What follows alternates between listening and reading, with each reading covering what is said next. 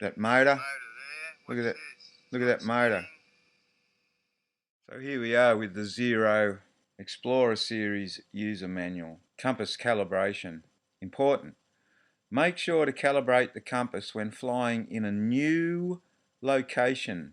A new location.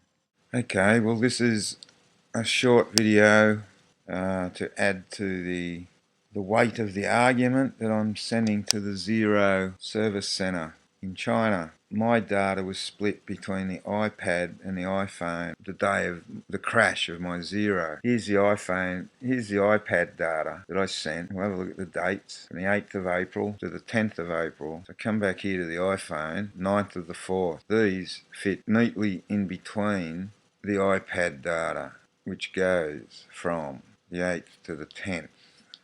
Now the first time on the 9th is 5:19. First time here on the 9th is 2:17, up to 2:45. But I've also got two instances, or three maybe, where I have calibrated the drone as per the instructions on YouTube from the Chinese gentleman that posts under the Xiro info channel. So I did it all according to the book the day before the crash. Anyway, I'll get off here and start cutting the movie. I'll say that again.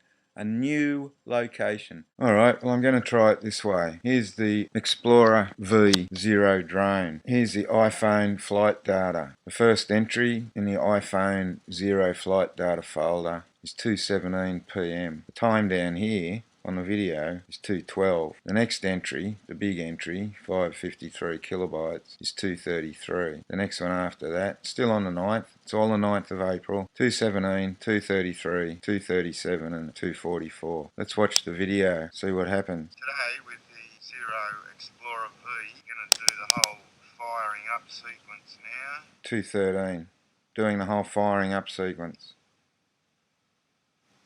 I shouldn't need to calibrate the compass again, but I might. Which means that I already calibrated it once. I shouldn't need to calibrate the compass again, but I might. Let's go on. There's the green light flashing. There's the iPhone in the holder. I might. So you'll get to see the whole. Yep. Whole dance. I'm doing the calibration right now. 2:13 on the 9th of April.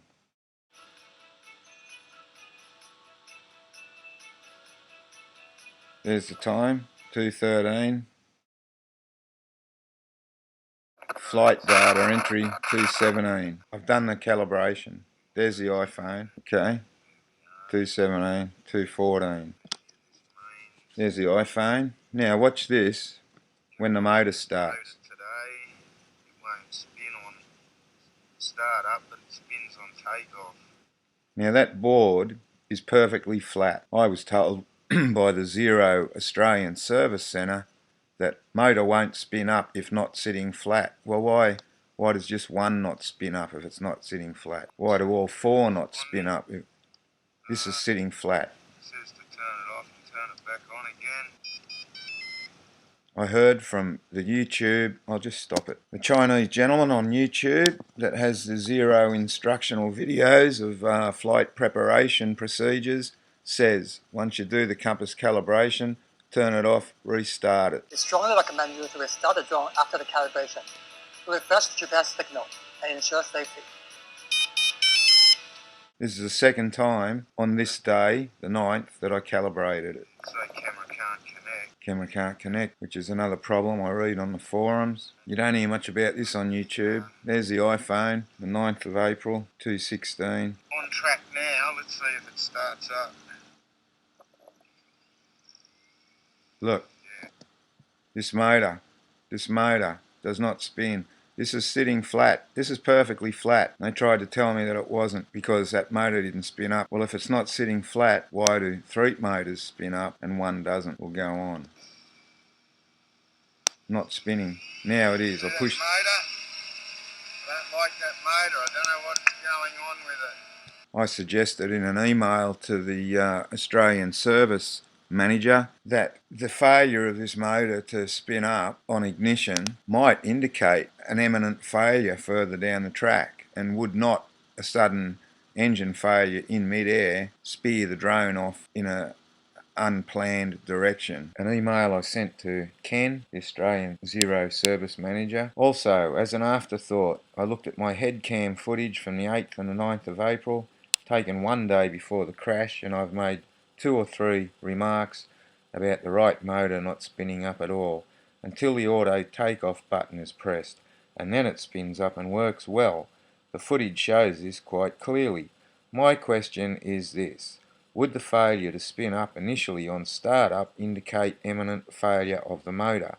And would a sudden engine failure send the drone sideways and out of control, losing altitude as it did and crashing? Well, my novice opinion of that would be absolutely yes. Let's listen to Ken's reply, which is pretty good. It's technical. If the motor not spin, it might be the surface not flat. Okay, that's very understandable, isn't it? Oh no, the motor doesn't spin up if it's not sitting flat. Well, it was sitting flat, mate. Might just fly in mode 2.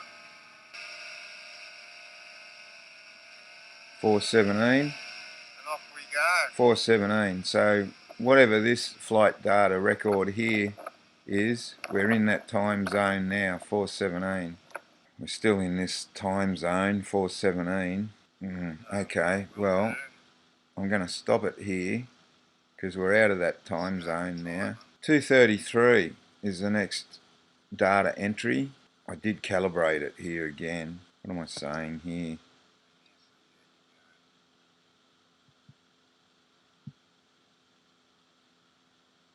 These lights. iPad in the holder, 9th of the 4th, 226. Unable to join the network. Why? You buy something as expensive as this, you just want it to work. Yep, you just want it to work. All green, 227. That motor, This fucking motor. Oh, it's not sitting flat. Yeah, it's sitting flat alright. That's flat. It says camera disconnected, unconnected. It's still recording. I don't know. It's really annoying. 228, 233 we're looking for. I calibrated it twice, well, 3 times obviously. I think we're coming up to a disconnection now.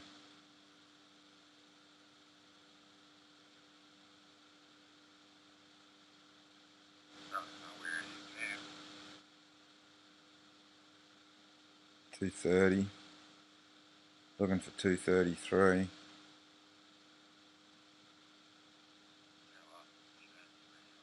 Must be either a disconnection or a come home command after the disconnection. Look, it's disconnected again.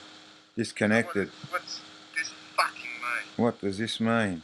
It's only 180. So here we come, we're coming back again. What the fuck's that all about? Yeah. What is that all about, Xiro? Help me out here, guys. Right. So It's a faulty unit, you have to admit it. There's nothing I did wrong. I did everything right. Don't fob me off like I'm an idiot. Fucking to do that. Where are you going to land this time? Yeah, where are you going to fucking land this time? Oh yeah, it was going to land on the fence. Yeah. Fucking wonderful. Yeah, not pleased. 233, coming up to the 233 mark. I'm not pleased. You're fobbing me off. It's a warranty job, there's no doubt about that. It's a faulty unit, 233. Here we are in the time zone. What's the story? Why did it collect data at 233?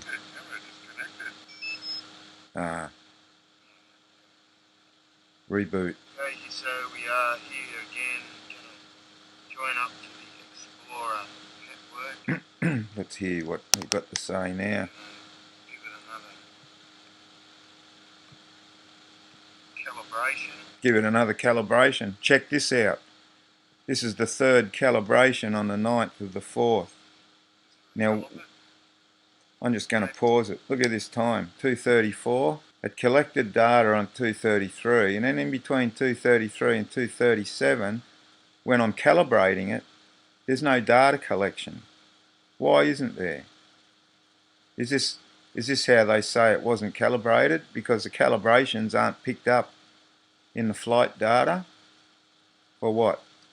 Or does this 553 kilobyte stretch from 33 to 37? If it does, or even 44, sorry.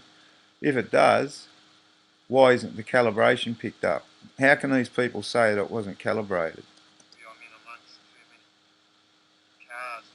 I'm calibrating it. I'm spinning around in circles to try and stop the disconnection. Yeah, that was the reboot as per the Chinese gentleman's instructions on YouTube. That motor still isn't turning. That's 3. It is now.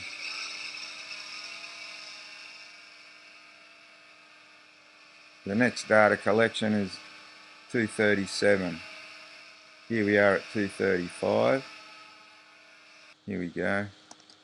Half a minute to go.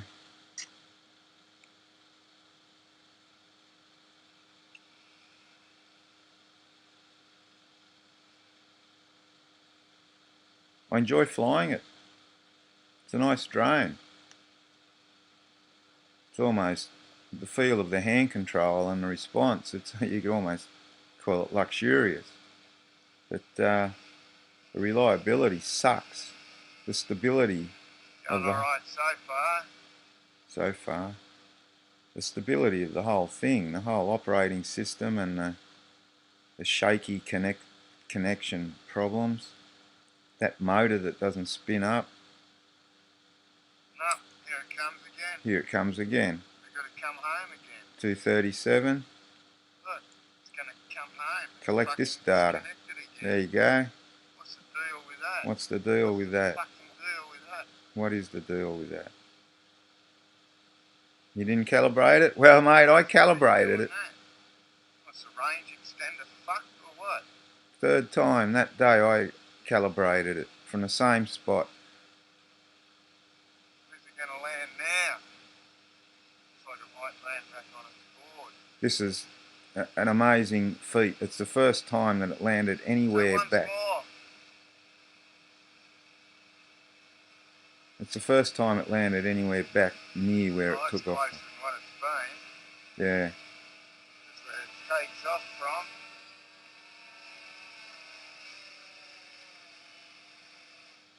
That's the Good on you. Fucking good on you. That's the closest that I could get it to land. Well, that's the closest that it landed with its GPS system. I'll pause it there. Right, I'm going to run through the list of emails. Check these out, and I haven't stopped yet. So it crashed on the 10th. I've had problems with the connection between the quadcopter and the hand controller. The connection keeps dropping out. It usually returns home with no problems. But today I set some waypoints to fly around, and the connection dropped out in between waypoints, which it did. Dropped out. I lost control. It shot away 90 degrees to the home point, faster than what I'd ever seen it fly before, and it lost elevation from roughly 50 metres down to 0 metres over about 250, 300 metres. So this is the questionnaire that they send you. I use the app to send off this damage report and the request for repair or replacement. Replacement is actually what I'm going to go for. This whole questionnaire, and you think you're actually getting somewhere by answering their questions. Thank you for your reply. I've reviewed the flight log. From the flight log, I find that before flying the drone, you did not calibrate the compass, which makes the drone's compass work unstable and thus causes the crash. So this incident is not caused by the product itself. In the user manual, which I'll go through in a minute, there are instructions requiring users to calibrate the compass before flying the drone, which I did to the letter. We have Service Centre in Australia. We can get your drone repaired, but not free of charge. Of course not, because it's not your fault, is it? Ken is our Australian manager, and you can keep in touch with him for after sales issues. Well, I do have some issues. So Ken sent me a text, an email. Hi Peter, what is the damage of the drone? We may get repair quotation. Body was cracked on one of the arms, gimbal completely smashed, camera split open, one of the propellers was split. A couple of light covers were cracked. Probably huge damage done internally to the motherboard and electrics, judging by the amount of external damage. In all honesty, I don't hold out much hope for a repair that would cost less than a new drone. I'm always remain hopeful even in the darkest moments. Well, yeah, I've been having a few of them lately. I do love the Xiro. Moving on. Ken Ayung again. Factory said this case out of warranty. Pretty much the whole drone is gone. Do you need us to pair remote and Wi-Fi extender? Well, the drone is just a box full of plastic pieces. So why step for camera, gimbal and Wi-Fi extender? Yeah, marvellous. Right. This comes as a great disappointment to me as the drone was only 2 days old, but I will say that the instructions stipulate compass calibration when flown in a new area. A new area means like a new area, not from the same area you've been flying it.